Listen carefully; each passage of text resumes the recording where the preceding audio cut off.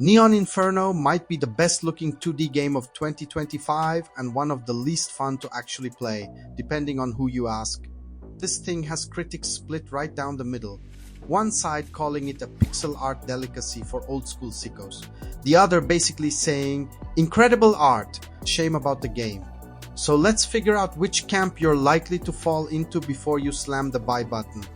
Here's the plan. First, what Neon Inferno actually is, the setting, the combat, the big gimmicks. Then why some reviewers are hyped about its tight arcade challenge, while others bounced hard off the difficulty and controls.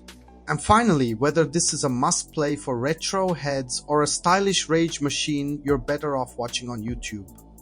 You're in New York, 2055, neon-drenched and absolutely drowning in crime. Italian mafia, yakuza, corrupt cops, everybody's shooting everybody. You play as Angelo or Mariana, two assassins working contracts out of a bar. Early on, you can pick the order of some missions like a Mega Man boss select, but later the story goes linear. Don't expect a deep narrative here.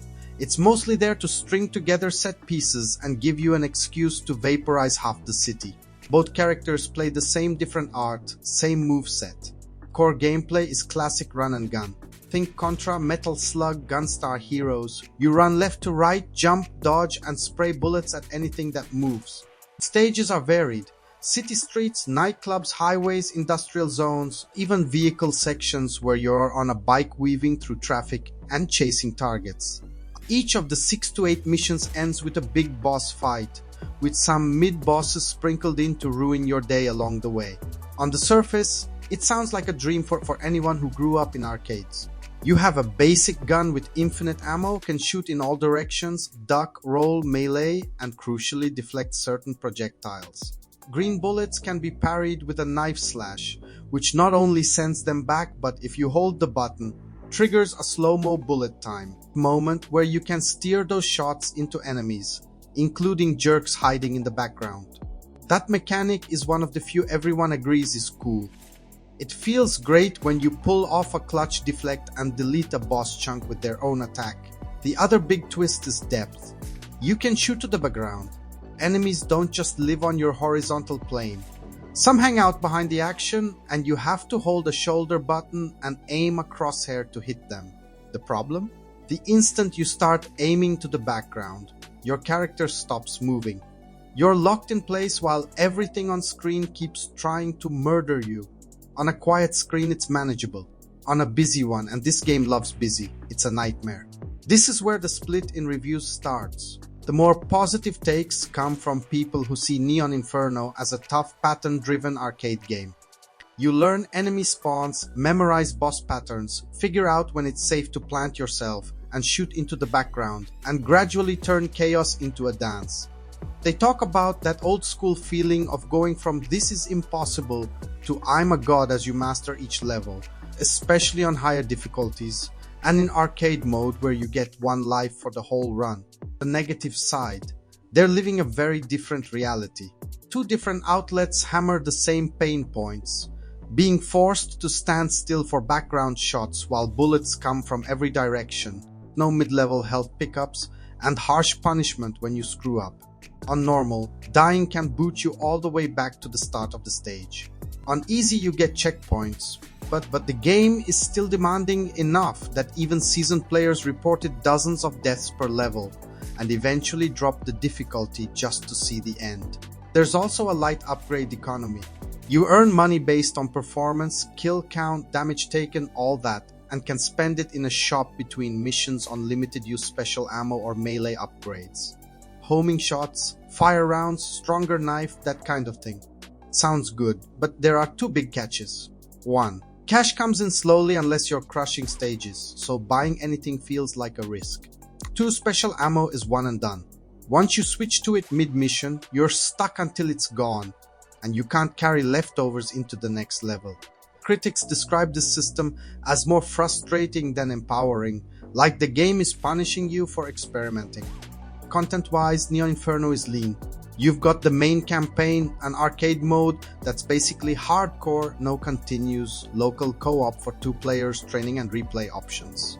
No online co-op, no extra challenge modes, no gallery or time attack. Hobby-style reviewers who grew up on arcade loops are okay with that and see replaying on hard or arcade as the real meat. Others look at a roughly 2-hour campaign and shrug. Once you've fought through on a difficulty that you can actually survive, there's not a ton of incentive to go back. Now, the part everyone agrees on, the game is stupidly pretty. Neon Inferno's pixel art is on another level. This is stop playing just to stare at the background territory. It goes for a late 32-bit arcade aesthetic. Incredibly detailed sprites, smooth animations, huge explosions, busy parallax backgrounds, neon reflections, the whole cyberpunk buffet. Character designs come from a veteran shooter artist, and it shows enemies and bosses pop with personality even in tiny pixel form. There are CRT filters, scanlines, fake curved screens if you want the full nostalgia overdose. The soundtrack matches the visuals. You get synthy, Blade Runner adjacent tracks, hard electronic bangers during fights, even some rock, classical and operatic touches, plus a smoky jazz tune playing in the bar where you pick missions. Pretty much every reviewer calls out the audio as a major win. If you're the type who can appreciate a game just as an audio-visual experience, Neon Inferno absolutely delivers. The problem, and this is the veteran game angle, is that the presentation sets expectations the gameplay doesn't always meet. When a game looks like one of the best arcade shooters of all time, you kind of expect it to feel like one too. Instead, you've got a control scheme that roots you in place for a core mechanic, a stingy upgrade system, no health drops, and difficulty tuning that a lot of people experience as more punishing than fun. For some players, that's the appeal. It's mean, it's messy, and beating it is a badge of honor. For others, it's a gorgeous stress test that they bounce off long before the final boss. Here's my straight-up veteran game verdict. If you are a certified arcade masochist who loves learning brutal patterns, doesn't mind restarting levels, and lives for that moment where everything finally clicks, Neon Inferno is absolutely worth your time. You'll get incredible pixel art, a killer soundtrack, and a challenge designed to punch you in the teeth. If you're here mostly for the visuals, or you like your run and guns tight but fair with modern comfort features, this is probably a watch-along play. Grab the OST and wait for a heavy discount situation. If this kind of no BS breakdown is your thing, hitch a ride with Veteran Game and hit subscribe so the algorithm doesn't bury us under prettier, safer games. And now I want to hear from you. Should a game that looks this good be forgiven for brutal, old-school design? Or in 2025, is Neon Inferno just proof that graphics alone can't save a bad time?